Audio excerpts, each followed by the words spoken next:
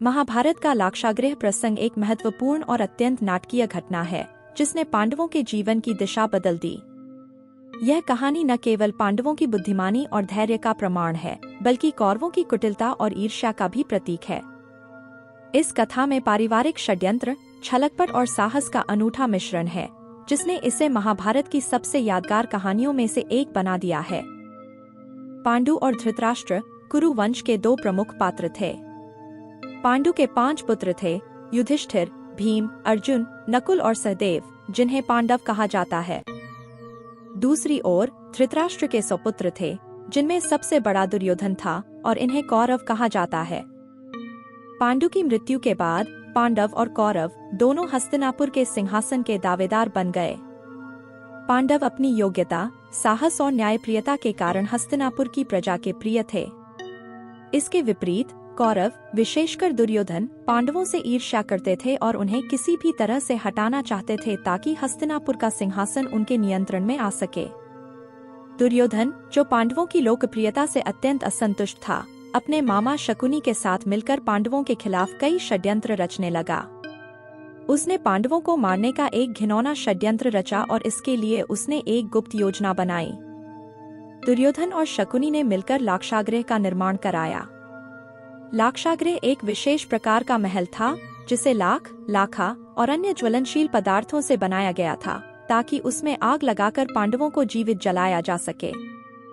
दुर्योधन ने अपने पिता धृतराष्ट्र से कहा कि पांडवों को वाराणावत में जाकर विश्राम करना चाहिए, क्योंकि वे वहां की प्राकृतिक सुंदरता का आनंद ले सकते हैं। धृतराष्ट्र, जो अपने पुत्र दुर्योधन के प्रेम में अंधे थे, उन्होंने बिना सोचे समझे दुर्योधन की बात मान ली और पांडवों को वाराणावत भेजने का आदेश दिया। विदुर, जो धृतराष्ट्र के मंत्री और पांडवों के चाचा थे, ने दुर्योधन की इस योजना को भांप लिया।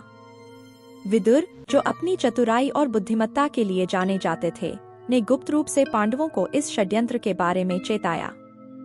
उन्होंने युधिष्ठिर से कहा, जो व्यक्ति तेज आग के बीच में भी सुरक्षित रहता है, वह सच्चे अर्थों में बुद्धिमान होता है। विदुर ने सांकेतिक भाषा में युधिष्ठिर को यह संकेत दिया कि उन्हें लाक्षागृह में आग लगने की संभावना के लिए तैयार रहना चाहिए।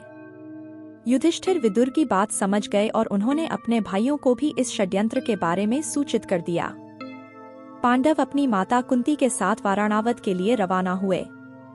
वहां पहुंचने पर उन्हें अत्यंत भव्य लाक्षागृह में ठहराया गया।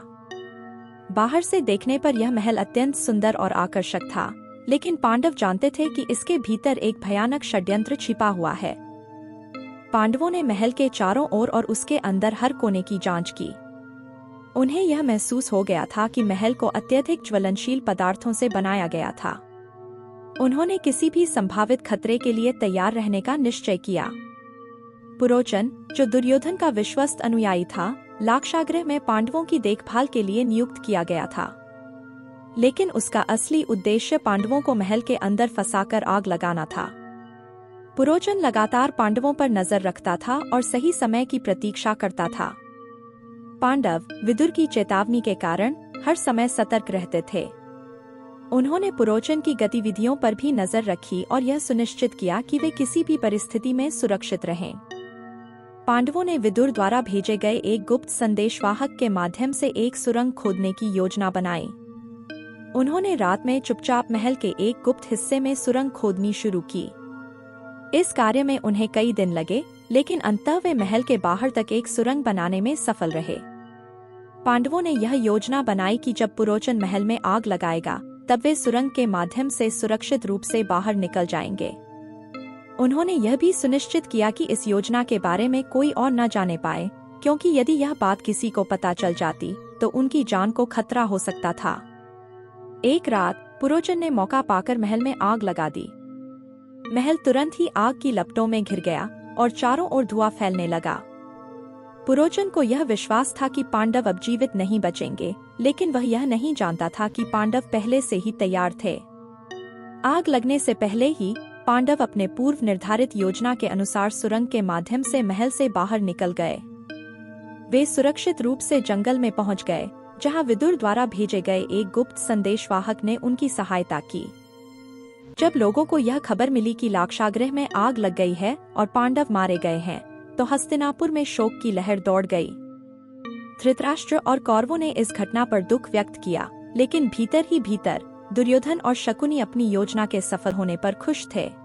लाक्षागृह से बचने के बाद पांडवों ने अपनी माता कुंती के साथ जंगल में जीवन बिताना शुरू किया।